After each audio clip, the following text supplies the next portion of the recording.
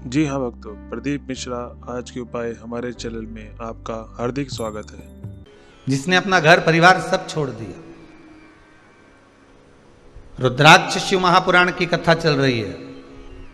भगवान के आंख से आंसू क्यों गिरा, बात वहां पहुंचना। तब रुद्राक्ष का पौधा उत्पन्न होगा, तब जाके रुद्राक्ष उत्पन्न होंगे, एक मुखी से लेके 14 मुखी तक। फिर उसका वृत्तांत वर्णन कई कई जगह पर देखने को मिलता है कि इतना बड़ा रुद्राक्ष, उस पर शेषनाग भी बना है, उस पर शिवलिंग भी बना है।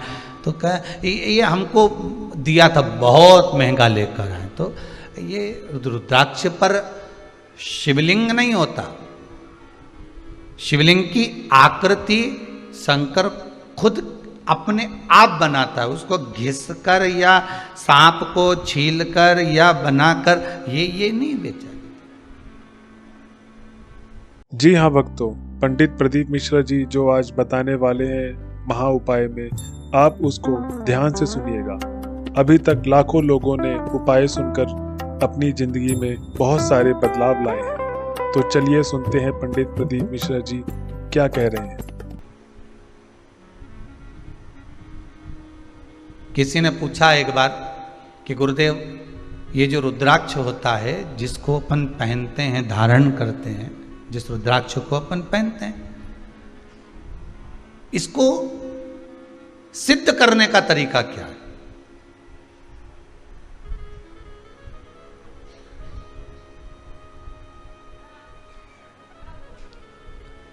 अच्छा, सिद्ध नकली भी हो जाता है और सिद्ध असली भी हो जाता है। अब इसको भी समझ लेना जरा अच्छी तरह से। प्लास्टिक का जो रुद्राक्ष होता है, नकली जो रुद्राक्ष होता है, सिद्ध वो भी किया जाता है, लोग अब सिद्ध करते ही हैं उसको। और असली का जो रुद्राक्ष होता है उसको भी सिद्ध करते हैं। तो कहा महाराज जी दोनों में अंतर क्या है? तो शिव महापुराण की कथा कहती है, रुद्राक्ष शिव महापुराण की कथा कहती है कि नकली और असली में एक अंतर जरूर है कि असली रुद्राक्ष अपना काम मात्र सिद्ध होते ही चालू कर देता, और नकली रुद्राक्ष आप 50 बार उसको अभिषेक में रख लिए, 50 बार आपने अनुष्ठान कर लिया, 50 बार आपने व्यवस्था कर ली, 50 बार आपने उसको रिझाना चाहा, उसके बाद भी वो सिद्ध नहीं हो पा रहा। 4 दिन अगर उसने अपना असर दिखा दिया तो 5वें दिन वापस वो डाउन हो जाएगा। ये नकली है। और असली एक बार अगर आपने धारण कर लिया, असली रुद्राक्ष को अगर आपने एक बार पहन लिया, असली रुद्राक्ष को अगर आपने अपनी जिंदगी में एक बार उतार लिया, असली रुद्राक्ष का पानी अगर आपने पी लिया, थोड़ा सा भी आचमन कर लिया, तो बीमारी तो दूर होना ही है।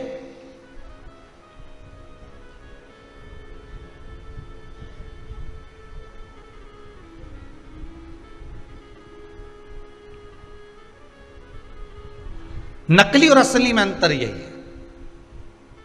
असली रुद्राक्ष को तो सिद्ध करने का एक ही तरीका, जो 14 मुखी तक रुद्राक्ष इनका जो मंत्र दिया गया है, उस मंत्र का स्मरण कर लो, उस मंत्र का जाप कर लो, उस मंत्र का भगवती स्मरण कर लो। और अगर वो भी नहीं कर सकते तो क्या लिखा है शिव महापुराण में? जिस रुद्राक्ष को आप सिद्ध कर रहे हो, रुद्राक्ष आपके घर में जो रखा हुआ है, उसको सिद्ध करने का एक तरीका और वर्णन किया। 108 बेलपत्र, बेलपत्र की बीच वाली पत्ती, उस पत्ती पर भगवान शंकर का ओमकार, ओम संबोधन चंदन से लिखा, उसको रखते जाइए। 5 बेलपत्र नीचे रख दिए, उसके ऊपर रुद्राक्ष रख दिया। उसके बाद में बाकी की जो 108 बेलपत्र है, आप जो गिनती की चढ़ा रहे हैं, वो उसके ऊपर केवल ओम नमः शिवाय बोलकर भी समर्पित करेंगे। 5 दिन तक ऐसे कैसे ही रखे रहने दो उसको। बस इतना जरूर करना कि उसके सामने कपूर जरूर जलाना, थोड़ा सा कपूर, अर्थात अपन जलाने का मतलब है कि कपूर की आरती कर लो। कर्पूर घोरम करुणावतारम संसार सारम, कपूर उसके सामने 5 दिन तक प्रतिदिन शाम के समय, सुबह के समय पर आप आरती के नुमा उसको अवश्य प्रज्वलित करें। मात्र 5 दिन। 5 दिन के बाद वो बेलपत्री को उठाइए और उठाने के बाद में आप विसर्जन कर दीजिए। रुद्राक्ष को ओम नमः शिवाय बोलकर या श्री शिवाय नमस्तुभ्यम मंत्र का स्मरण कर कर, या रुद्राक्ष के जो मंत्र हैं, जितना मुखी रुद्राक्ष है उतना मंत्र का, उस मंत्र का जाप कर कर, आगे आएगा चरित्र कथा में उस मंत्र को बताएं, तो उस मंत्र को भी बोलकर आप उस रुद्राक्ष को धारण करेंगे, वो सिद्ध हो गया।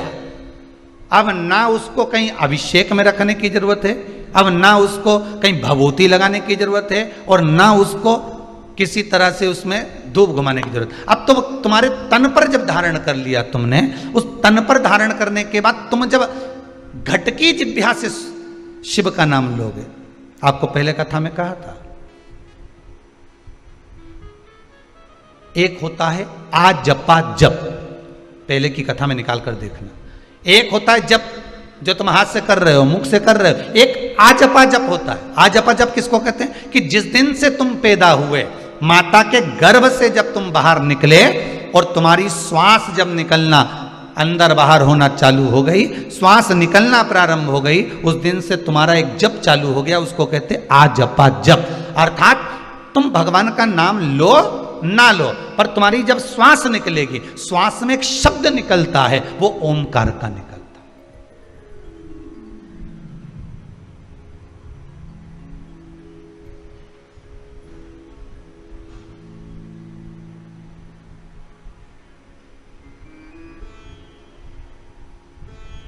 अब एक बार कथा में कह दिया कि ये श्वास निकली है तो इसमें शब्द भगवान का निकला है, तो कहे रात को जो सोते हैं और घुर्राटा भरते हैं उनका क्या होगा? है? रात को सोए और घुर्राटा भर रहा है, तो वो भी तो श्वास निकल रही है। तो हमारा निवेदन है, कभी कभी शंकर भगवान रुद्र रूप भी ले लेते हैं, ये तो रूप पर आधारित है, कभी कभी शिव रुद्र रूप पे भी है।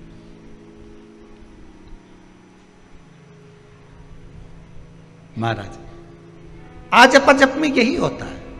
आजपा जप में आपको मंत्र नहीं बोलना पड़ते, आजपा जप में आपको नाम नहीं लेना पड़ता। आजपा जप तो जिस दिन से हम पैदा हुए, जिस दिन से हम भगवान की भक्ति में डूबे हुए, जिस दिन से हम पैदा हुए हैं, उस दिन से जो श्वास चल रही है वो आजपा जप ही है, वो आजपा जप।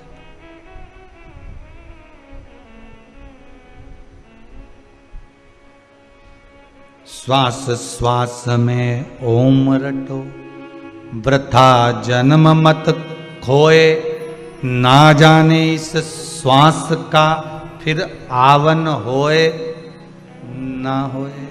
इसलिए जप लो।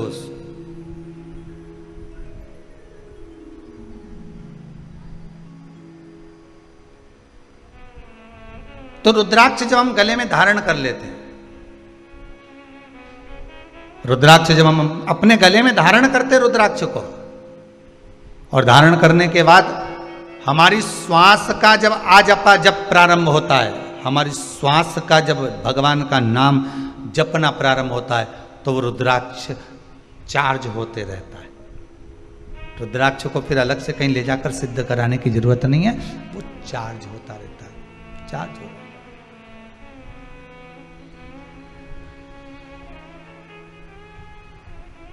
फिर उसको सिद्ध कराने की कहीं जरूरत नहीं पड़ेगी, फिर वो चार्ज हो रहा है अपने आप, अपने आप चल रहा है। घी की कटोरी में रख दिया, उससे भी सिद्ध होता है रुद्राक्ष। घी के पात्र में रखने के बाद भी रुद्राक्ष की सिद्धता आ जाती है, पहले भी कथा में कहा। जी हाँ भक्तों, जैसा आपने सुना प्रदीप मिश्रा आज के उपाय में, आप इस उपाय को जरूर करें अपने पूरे विश्वास के साथ, आपको सफलता जरूर मिलेगी। और ऐसे ही प्रतिदिन वीडियो आती रहेगी नए नए उपाय के साथ हमारे चैनल में। आप अपना प्यार बनाए रखें। हर हर महादेव।